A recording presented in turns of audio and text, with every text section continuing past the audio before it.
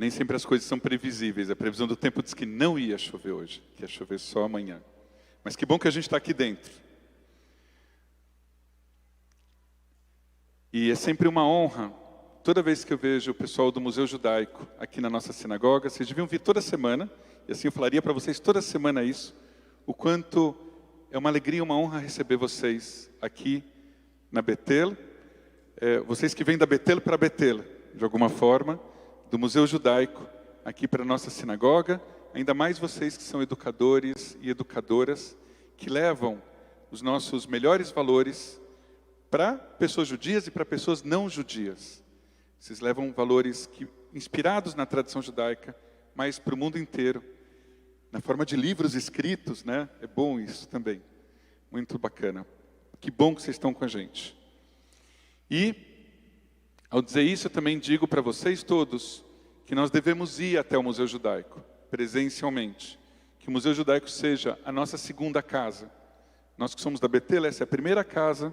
Lá era a nossa primeira casa, agora que seja a nossa segunda casa, que a gente possa frequentar muito o Museu Judaico. Então essa é uma grande alegria, mas tem uma alegria maior do que ter vocês aqui com a gente, que é o fato de hoje, uma jovem da nossa comunidade se tornar uma Bat Mitzvah, a Luísa Brenner, que está aqui com a gente. Com tudo isso que implica se tornar uma Bat Mitzvah. Amadurecer, discernir o que é justo do que é injusto, ter clareza do que significa a importância de ser parte do povo judeu e defender os nossos mais belos valores. Tornar-se uma Bat Mitzvah, mais do que um processo individual, é algo que deve fazer parte de um projeto coletivo, de educar toda uma comunidade com valores judaicos e humanistas. Para falar de educação, é difícil a gente não falar de um grande educador nordestino, Paulo Freire, que certa vez ensinou que não há educação fora das sociedades humanas.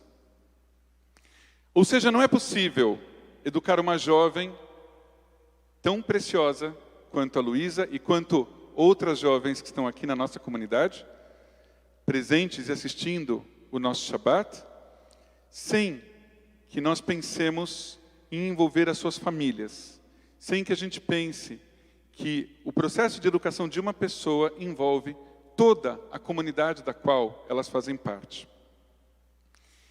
Se uma comunidade educa os seus jovens, os jovens também educam essa comunidade a se tornar uma comunidade mais acolhedora, uma comunidade mais significativa. E esse é um processo permanente de diálogo entre o indivíduo e o coletivo. Um processo permanente de acertos e erros, que no final busca o crescimento individual e comunitário.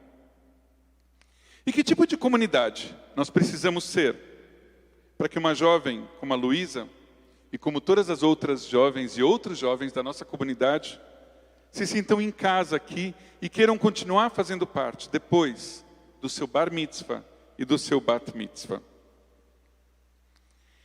Nós estamos numa boa época para pensar sobre isso. O teu Bat, Luísa, acontece no Shabat, em que nós anunciamos o novo mês judaico, o mês de Elul. É o último Shabat do mês de Av e que anuncia o último mês do calendário judaico.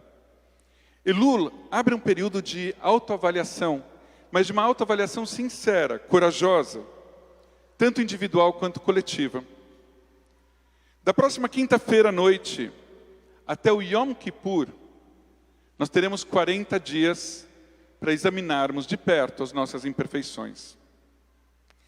Mas esses dias também podem nos mostrar que nós somos capazes de retornar alguns passos para trás, ao reconhecermos os nossos erros e nos voltarmos para novos caminhos, para tentarmos acertar ainda mais.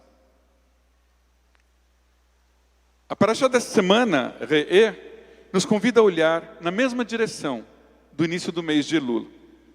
E ela nos traz uma advertência. Ela diz assim: veja, Re'e, Hoje eu coloco diante de vocês a brachá e a klalá, a bênção e a maldição. O que significa?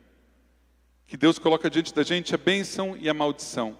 Nós vamos em direção ao Yom Kippur e, objetivamente, esse período é o mesmo para todos nós. Mas talvez para alguns de nós ele possa ser uma bênção e para outros uma maldição. Mas, gente, é a mesma coisa. Como é que pode ser de um jeito para um e de outro jeito para outro? Isso depende de como nós nos colocamos em relação a essa época do ano ou em relação à nossa comunidade. Esses dias podem ser terríveis ou incríveis. As mesmas palavras em hebraico significam uma coisa e outra. Yamim Noraim, Norá e a fé, dias incrivelmente bonitos, ou Yamim Noraim, dias terríveis. Isso eu aprendi com os amigos e Morim, Regina Sternfeld e Davi Al-Hadef, que o terrível pode ser incrível. Tudo depende de como nos preparamos para esses dias. Tudo depende se iremos nos dar ao trabalho de nos preparar para esses dias. Bom, para quem não se preparar, talvez seja muito difícil acompanhar as rezas. Enfrentar questionamentos internos que muitas vezes são desconfortáveis.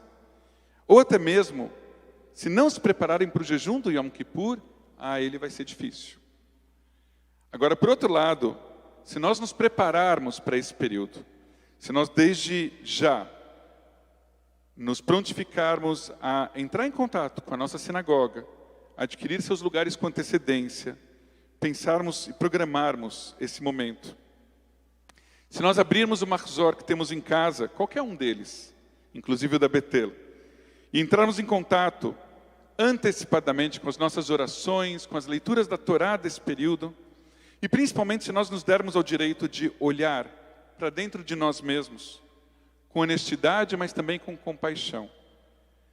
Não só pensando em perdoar o próximo, mas em perdoarmos a nós mesmos. Então esses dias serão dias inesquecíveis, serão dias incríveis. Diz uma tradição racídica que no mês de Elul, o mês que começa na próxima semana, o rei sai do seu palácio e ele vai passear no jardim. E esse rei sai com um sorriso no rosto, pronto para nos receber com muita alegria. Vamos nos preparar para esse encontro? Convido todos vocês, que a gente possa ir ao encontro do rei, juntos e juntas. Shabbat Shalom e Chodesh Elul, Naim Vetov e Mazal Tov, a nossa querida Bat Mitzvah.